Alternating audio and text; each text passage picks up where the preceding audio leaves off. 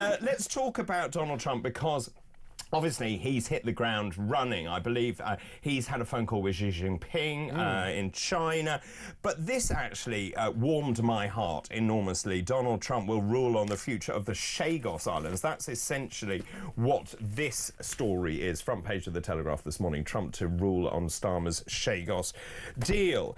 His team directly intervened in that, and of course Starmer was rushing to get this deal across the line, where Mauritius allegedly suddenly has ownership of the Chagos Islands, says who?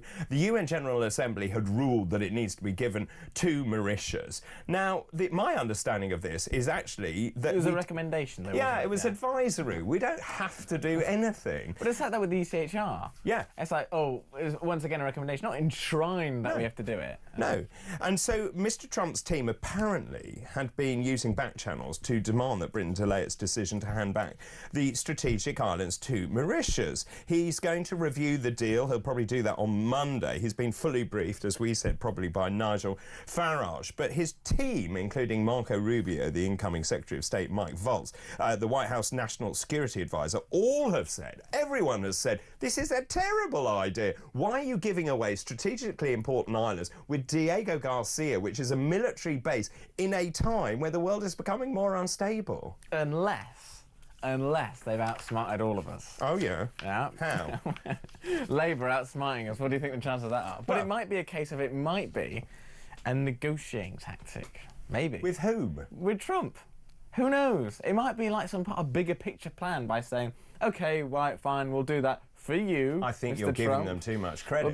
We'll do it for you, Mr. Trump, but what are we going to get back ourselves? But then they might go, well, we don't need to give you anything because we can just veto it ourselves. Do you know what this deal was? We were going to pay hundreds of millions of pounds to Mauritius up front. Hundreds of millions because we got tons of money. Oh, yeah. Then, to keep the airbase, we're going to spend 90 million a year to lease the airbase back to ourselves, and to sweeten the deal, we're going to pay several years up front because obviously that's a really good deal. Jackpot. And then the new Prime Minister, Navin Chandra Ramgoolan, he demanded 800 million a year plus billions in reparations. I mean, come on.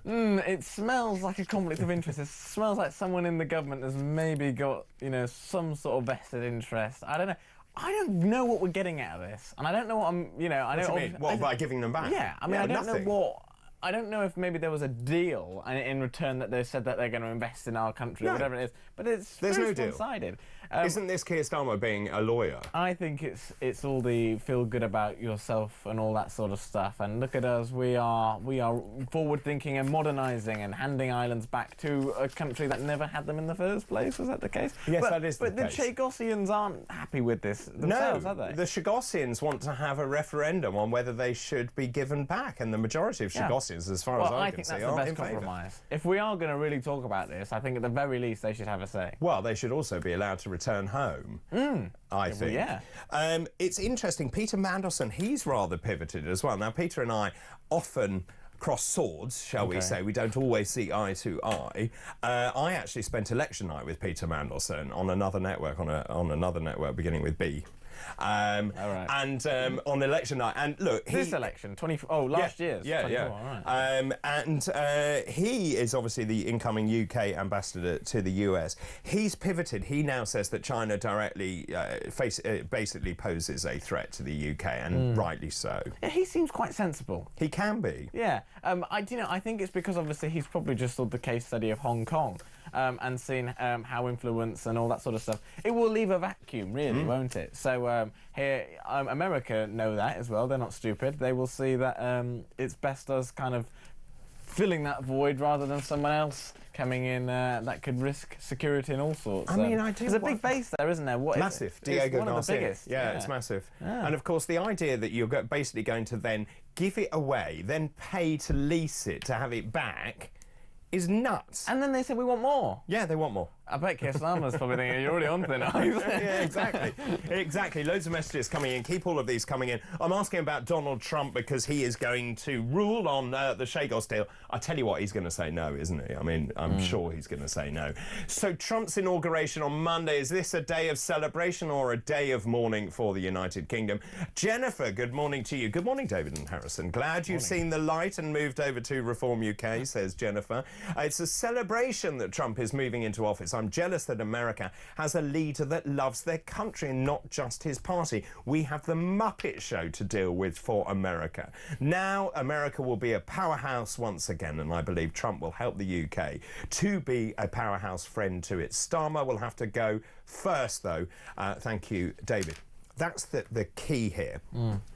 Our relationship and the whole point of Brexit was to decide who our friends and allies were. I would argue that the United States is our most powerful friend and our ally. And actually, we need to divorce ourselves from the European Union to say, look, to Trump, we're pushing at an open door in many ways because he likes the United Kingdom. And that is the point of Brexit. By having Brexit, we can choose our future. Exactly. And I think, so the UK and the US are each other's biggest foreign direct investors. And also, I don't really get the craze of wanting to tie ourselves back to the EU. I mean, the growth there has been very disappointing. Yet the US each year consistently is at least, what is it, 2% that they're going for? So it's good. So I think, look, I don't get it. I honestly, I struggle. Well, it's a shrinking market, Europe. But I struggle to understand why we are. I don't know if you saw, obviously, Keir Starmer was with Donald Tusk, which was the former negotiator, wasn't he? Oh, yes. And what did he say? He was in the European Parliament with me. There's a special place in hell or something for people who voted leave or something like that. Probably tongue in cheek. Well, we're both there. but it's like, we own it, I guess, is what I'm saying. We've done it. We've spoken. And it's in political terms, it's still recent. I mean, Brexit is still a recent thing. I mean, as in for the seismic, how big it was. So I think we just got to make it right. I don't think it's binary. I don't think it's a case of we just go to America and we shun the EU. No, we can have good relations with both. But if it's a case of, you know, buddying up with someone, it's just within our interest to go to America. Meanwhile, Ed Davey pops up. Here we go. Well, exactly, and the Lib Dems aren't exactly doing very well in the polls. He then says, oh, we need to rejoin the customs union. Well, what? You know, I've got a Liberal Democrat MP now, so yeah, help us. I mean, seriously. But a lady called Monica Harding, and she spent the most of last week at the Select Committee saying about how we need to increase foreign aid. I mean, seriously. I mean, all you have to do is go around the country and be like, are you happy? Because you should be, because they're looking at sending more of your money away. So, yeah, there you go. That's that. That is that. Right, so Trump's inauguration. Do you view this as a day of celebration or a day of mourning? The 0344 499 1000, those calls charged at the national rate. You can message us on X as well, at talkTV. You can send a WhatsApp. Also, I'm very keen on voice notes as well. Who's this? This says, a day of celebration, David. I cannot wait for Trump. It's what the world needs. Wish we had a strong leader in the UK instead of that excuse for a leader weasel. I'll talk about this, actually. Rachel Reeves, there's another story saying that, you know, she was very depressed because of all the flack that was going her way. We'll talk more about this. In fact, the story says, I won't let them get me down. We both were looking at some papers earlier before we came on it. She looks awful in Well, it's the stress. I mean, of course. I mean, I want to say I feel for her, but it's mostly self-inflicted. She got some better news, didn't she, yesterday? Because they kind of revised the economic outlook Yes, figures. we grew by 0.1%. Oh, we. Whoa, yeah. Don't spend all at once. Exactly. So, Here's your £1.90. But she set a headroom, didn't she? I think the headroom was about 9 billion, which is basically like a cushion. Which is a very low cushion. Yes. So normally it's about 20 odd. I was about to say that, yeah. But apparently it's gone. Well, apparently there's 1 billion left because obviously the economy's gone like that, and it's kind of done that a little bit. So maybe she's got, you know, 1.1 now or something. But it's not good news. I bet she's panicking because once she falls below that threshold, she's now going to have to, well, she's broken her fiscal rules, hasn't she? And she'll have to reevaluate on how she's going to fund things, aka public service cuts, which won't be public service, cuts to public services, or either tax rises. And either or, she's not going to get thumbs up, is she, from her Labour colleagues? So. No. So the latest figures, which Harrison alluded to, the economy has grown 0.1%. It's lower. Depending which paper you read, the left-wing press is saying, well, it's marvellous, we're growing by 0.1%. All the others are saying, well, actually, it's lower than predicted, which was 0.2%. We've had 2 months of negative growth before that, and the inflation, actually, surprisingly, has dropped from 2.6% to 2.5%. But the caveat is, this is before many of her changes take effect. And the pound has dropped. I mean, the pound is very weak. Yeah, well, yes. I mean, in fairness, you kind of doing these changes is like manoeuvring an oil tanker. So it's all delayed. So we probably haven't seen the full effects of her budget just yet. They're probably looming around the corner. Well, so yesterday I was talking... BP announced big cuts the other day. I think 5,000 jobs were going. So, I mean... Well, he made it more expensive to employ people. So what do you expect? Well, we'll talk more about this because I want to know what is going on with the economy. At about 9:05, I'm delighted to say Justin Urquhart-Stewart, everyone's favourite economist, will be joining us to talk about inflation. What does this mean? And growth, what does it mean to you? If you're trying to remortgage, what should you do? Should you hang on? We'll talk more about that at 9 o'clock. Harrison, thank you for the moment. We'll take a break. After the break, I want to talk about yet another policy fiasco. This is the front page of the Daily Express this morning. Don't you dare target triple lock again. So Kemi Badenoch is now talking about having means testing for the triple lock, also Labour piling in. Don't mess with the triple lock. That's my advice. We'll talk more about that after this break. This is Weekend Breakfast, 6:39, Saturday, January the 18th. I'm joined by boy wonder Harrison Allman-Varty, Reform UK councillor, head of Reform, Reform's head boy in Elmbridge. Leader of one. Leader of one. Now, Reform's head boy in Elmbridge, what do you make of this? Daily Express, don't you dare target the triple lock. I mean, this is just... Exactly. End of story. Yeah, got out while I could, by the sounds of it. Keir Starmer and Kemi Badenoch have been told they will never be forgiven if they mess with the pensions triple lock. Fears grew as Sir Keir brought in a minister who backs axing it, and the pension activist said if you tamper with the triple lock and the universal state pension, you do so at your peril. Honestly, pick your fights. Oh boy! I mean, yeah, she's giving. There's a lot of probably nail-biting Tory MPs right now. This is her base. I mean, those who receive the state pension are more than likely to go out and vote Conservative, no matter what. And they do so because they are in favour of pensioners. Well, so they thought. I have a feeling Kemi Badenoch will now come out today or tomorrow, whatever it is. Do you remember when she kind of had the slip of the tongue when she was talking about maternity pay? Yes. And she kind of came back and said, I didn't say that. And I was like, well, we all heard you yesterday. She's going to do the same today. She's read the headlines and thought, oh, well, that didn't go down well. She says we should look at it, and which she will then argue. She will argue that is very different from taking it away. But the current state pension is £221.20. It will rise by £472 a year from April 2025. Remember the triple lock, inflation 2.5% and average earnings. That's the triple lock. But obviously they're worried about Torsten Bell, who's the new pensions minister. One of these articles that I read this morning made a really good point, which is actually everyone has contributed into the state, so therefore isn't everyone entitled to having some sort of base income when you're older? I agree, and by saying means testing it, so what she's saying is if you're of a certain net worth, then you don't get it. But then you could argue, well, they paid the most into it. They paid the most. So, now, I can understand some sentiment of what she's saying, because people are getting older and living longer and it's becoming more expensive. However, I personally think it's one that is just untouchable, really, isn't it? I mean, I would have said so. And of course, you look after your elderly.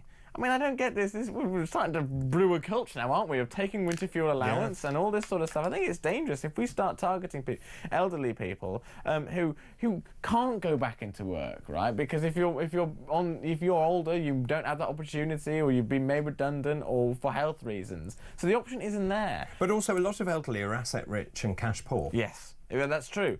So by definition, they can't claim a lot of things because on paper they're very rich, but if you ask them, they think, well, you're kidding me, I can't even have my heating on. So it's a very broken system. You see, don't we need to rethink the way that we view older people? Because they're an amazing asset, because they've got massive life experience. They could teach young kids, for example, about whatever they've been through in their lives. But we also should financially incentivise families to look after their older. I agree. I think there's lots of cultures outside of the UK that do that and do kind of, you know, the thought of putting someone in a care home and then never seeing them again is abhorrent to some cultures. Awful. Kind of thing. So yeah, I agree. Maybe there's a slight cultural issue with this country where we need to kind of rethink our approach to how we look at older people. But I think absolutely they should be kind of praised on a pedestal as those who have basically paid for everything these past few decades. So in the promise of having that state pension to be there, where, you know, by the time they retire, now to think about maybe taking that away from them, and we've already kind of seen hints of that, like I said, with winter fuel, I think it's dangerous territory. I saw a brilliant scheme where older people who were in residential homes were paired up with young children, and the kids would go in and you see the older people's faces light up and they forget any physical ailments, for example, and actually the pure joy of having young people around, and that I think we forget at our peril. I think, you know, when I was at school, they did something called the Community Partnership Programme, where you'd go to, you know, old people's homes or those with severe learning difficulties, and it'd only be like one afternoon a week. But it did mean a lot to those people, and most people did enjoy it because it was a different environment, and it's probably something they wouldn't have done if the school didn't do it, kind of thing. So I think we should encourage, you know, organisations to take part in kind of integrating and helping one another. I agree, actually. I used to deliver Meals on Wheels with my mum, and that was a great insight into people's lives, but also a lot of elderly people are so isolated, they're sitting there, and this is the highlight of their day, that you get a visitor and that you can actually have a chat for 5 to 10 minutes, and I think we need to... Actually, I would make sure that all kids go and do Meals on Wheels. And also the one thing is loneliness. Unfortunately, lots of old people suffer from loneliness, so anything that allows them to kind of... There seems such a lack of community spirit nowadays, so anything that can kind of integrate community, old meeting young, because what opportunities are there for that to happen? I totally agree. Loads of messages coming in. Mick in Wallington, one of our regulars. Good morning, Mick. The triple lock. Kemi is a failure and has handed the next election to Reform. That's interesting. Jeanette. Hi, David. I love Harrison, future Prime Minister. Thank you. Very kind. Yeah. It's all these ladies this morning getting in touch. Keep all of these coming in, please. Steve, good morning to you. Steve in Yorkshire. Good morning, David. If the Chagos Islands deals rightly gets quashed, can I take my family to live there? Like me, lots of normal British people would likely want to relocate to the Chagos Islands to escape communist Britain and the Labour Party madness. Do you know, I was fortunate enough this week, I was in Spain. I went there to sort out a problem which I have over there, and I was sitting there in the sun and I tweeted saying, why would you live in Britain? And the response I got was extraordinary. People saying, yeah, why do you live in Britain? We wouldn't go to Spain, though, after the new tax. Well, we'll talk about that later, yeah. That was stupid. It's very stupid. Yeah. I mean, it will be one of those things where they hold it for a few months and then... Well, it's complicated, but so essentially what the Spanish are saying, or they don't have enough housing, so they're essentially saying if you're a non-EU national, i.e. that's pretty much us, you will pay 100% tax on your house, which means that obviously no Brits would buy a house in Spain. Unless they want to pay double. Unless they want to pay double. But if, say your house is, I don't know, 150,000, 200,000 euros, you're not going to pay 200,000 in tax. No. I mean, it's nuts. I mean, what they've done is any Brit out there now who's obviously got the property out there is thinking, oh, great, now I can't sell it to a Brit.